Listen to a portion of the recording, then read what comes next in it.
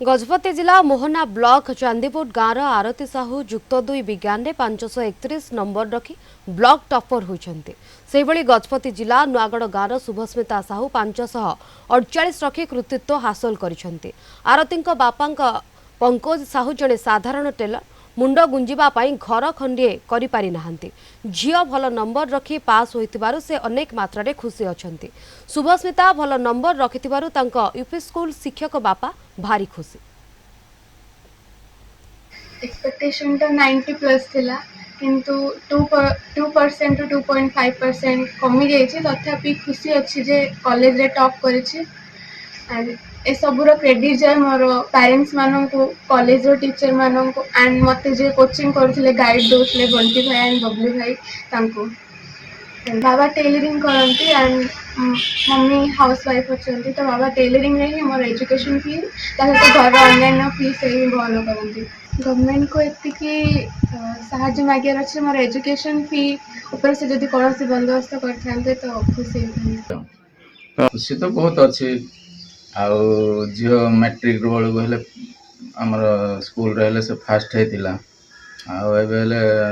College पाठ पढ़ी number mark आनी खुशी अच्छे। तार भविष्य टे भल जाऊ बोलिक आम चेष्टा चलैचु।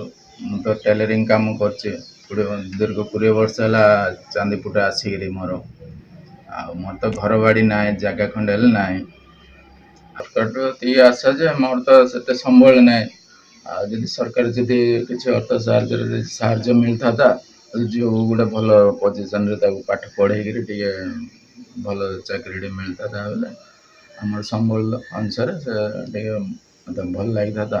वर्तमान 91.33% रखी A1 होती जहाद्वारा मो सपरिवार सहित मो बापा माँ मो मौसा मौसी अजा आई जेजे बापा समस्त बहुत खुशी अच्छा।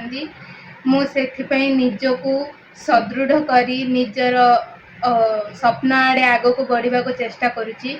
तो मोर स्वप्न रही नीट क्रैक करके गोटे MBBS डॉक्टर होगापाई। सब श्रेय मोर गुरुजन अर्थात मो बापा माँ ठारू आरंभ करी मते जो पाठ शिखाई मो गुरुजन प्रथमे 10वीं श्रेणी पर्यंत पढ़ाई समस्त शिशु मंदिर गुरुजी गुरुमा एवं वर्तमान मु शिशु मंदिर रे ही अध्ययन करी नीलकंठ नगर सेठारे थिबा समस्त गुरुजी गुरुमा उनको मु श्रेय प्रदान करी। मोर स्वप्न साकार हला आ मोर पिला आज पुणी द्वादश परीक्षा रे 91% रखी से कृतकार्य होइछि।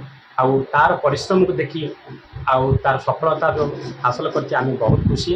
तार जो इच्छा आसी 10वीं से कही जे मु लोकंकर सेवा करी अर्थात मु डॉक्टर होगा चाहे मु आशीर्वाद करुच्ची पिता हिसाब रे आउ तार से आशा सफल हो।